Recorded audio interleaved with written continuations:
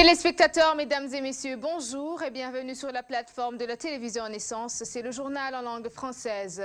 La Commission électorale nationale indépendante se montre toujours impuissante dans sa mission de diriger les élections. Cela se manifeste surtout dans ce récent déclaration qu'elle n'a pas le pouvoir d'interdire la campagne précoce au référendum prochain, organisé par le pouvoir Nkurunziza.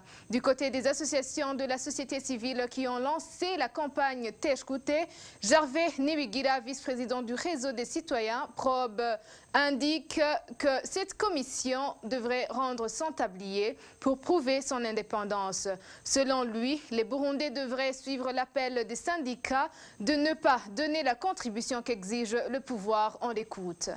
Pour ce qui est de la CENI, nous avons dit depuis, la CENI n'est pas indépendante. Et maintenant, elle vient de prouver ce que nous avons dit depuis longtemps. Aujourd'hui, voir que le porte-parole de la CENI décline sa responsabilité en disant qu'ils ne sont pas capables d'arrêter les membres du gouvernement de faire la campagne pour voter oui à la nouvelle constitution. Cela démontre que la CENI n'est pas indépendante et qu'on ne peut pas rien attendre de cette CENI. Concernant la campagne que nous avons lancée, nous voyons que nous allons avoir des fruits. Pourquoi? Parce qu'aujourd'hui, les Burundais ont peur. Mais aujourd'hui, s'il y a un groupe ou un mouvement qui donne l'aval, qui donne ce qu'on va faire aujourd'hui, nous savons que les Burundais vont s'activer pour que la Constitution ne change pas. Ici, nous voyons qu'il y a d'autres mouvements qui commencent à naître. Ici, on peut dire qu'il y a la COSIO qui a dénoncé, par exemple, comment les contributions sont demandées à l'opération, mais aussi il y a le groupe parlementaire d'Amezoya Barundi qui commence aujourd'hui à montrer aux Burundais que la Constitution aujourd'hui qui va être amendée est une violation de la loi, mais aussi avec la contribution qui n'est pas de l'émanation du ministère des Finances, alors que cela doit être une loi qui est votée par le Parlement. Donc aujourd'hui, alors, nous voyons que notre campagne va avoir des fruits. Aujourd'hui, nous encourageons l'opération à être vigilants, parce que si une fois la Constitution est changée, on va avoir beaucoup de problèmes dans le pays.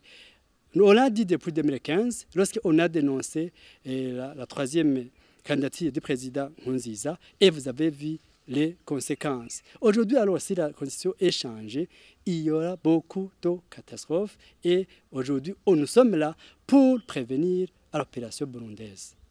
Du côté des politiciens, Emmanuel Nkengurutse dit que la Commission électorale nationale indépendante n'est pas en mesure d'assumer ses responsabilités qui sont de garantir la liberté, l'indépendance et l'impartialité du processus électoral. Il continue également en disant que la CENI et les instances judiciaires sont rendus incapables pour accomplir leur mission et que ses membres devraient démissionner puisqu'ils sont incapables d'accomplir leur mission conformément à la loi et à la Constitution. Je vous propose de le suivre.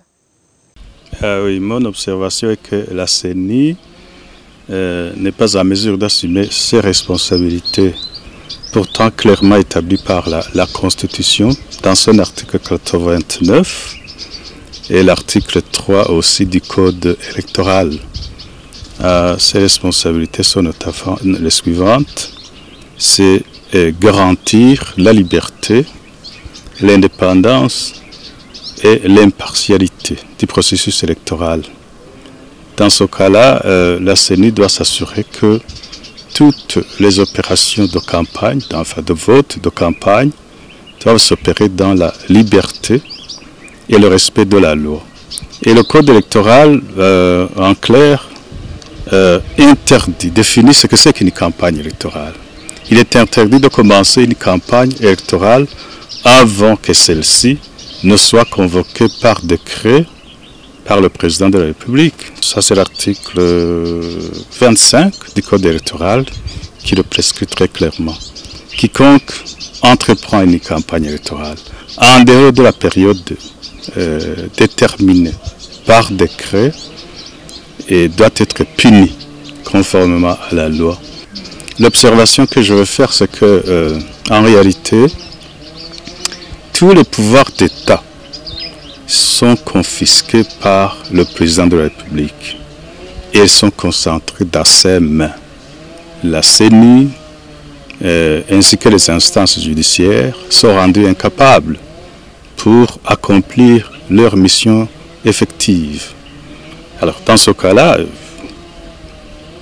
la CENI, les membres de la CENI devaient démissionner puisqu'ils sont incapables d'accomplir leur mission conformément à la Constitution et à la loi. Ils occupent une place qui ne leur convient pas. Ils font de la farce. Je leur conseille de démissionner et de laisser tout dans les mains du président de la République. Le groupe parlementaire Amizero Warundi, dominé par le parti FNL d'El Agathon Gwassa, tente de mettre son blocage sur la mobilisation forcée des fonds pour les élections de 2020.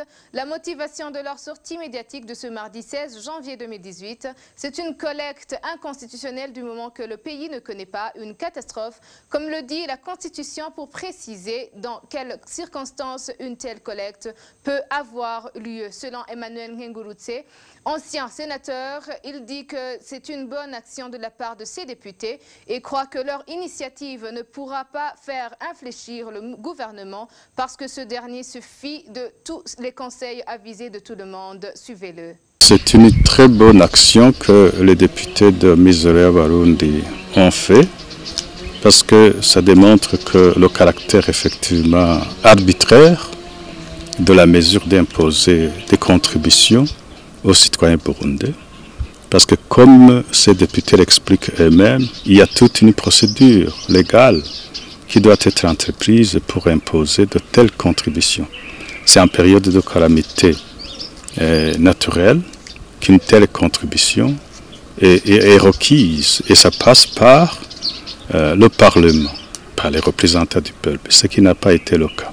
Donc, je salue cette action et je les encourage, n'est-ce pas, à continuer dans ce sens. Maintenant, les effets de cette initiative, je ne sais pas.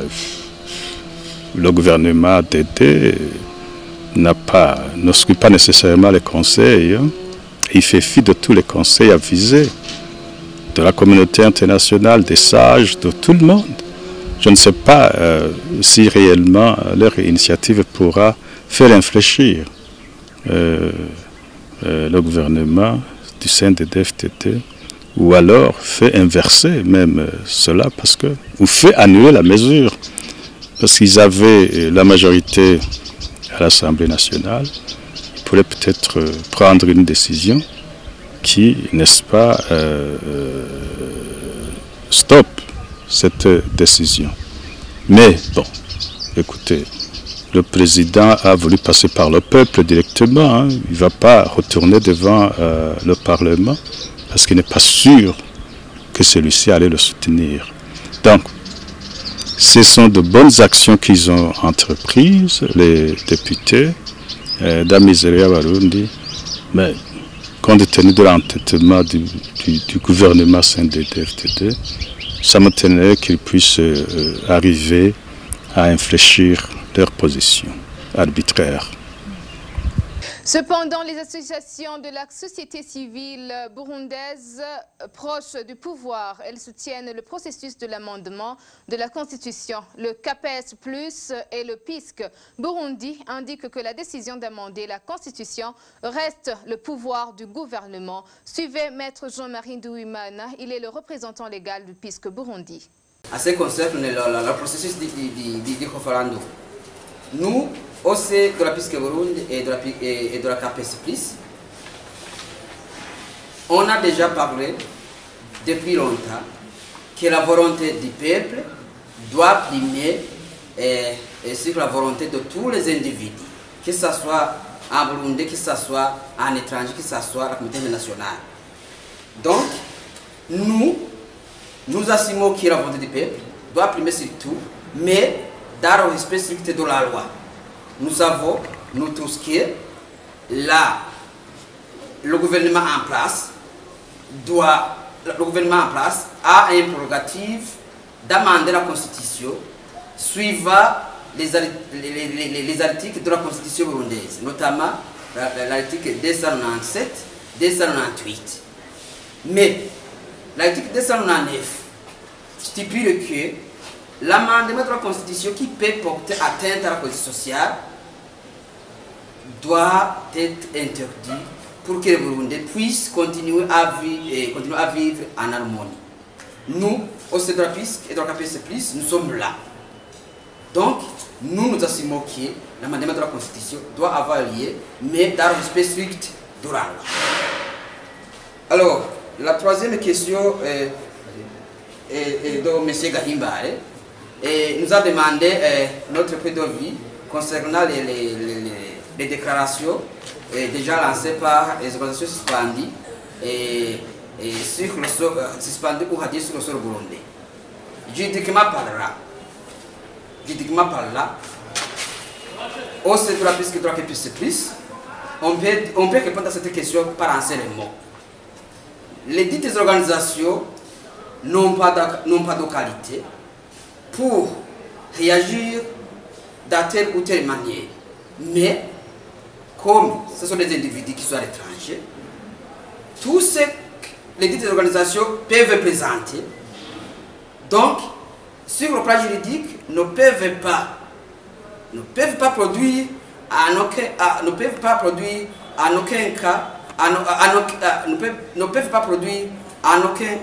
effet juridique.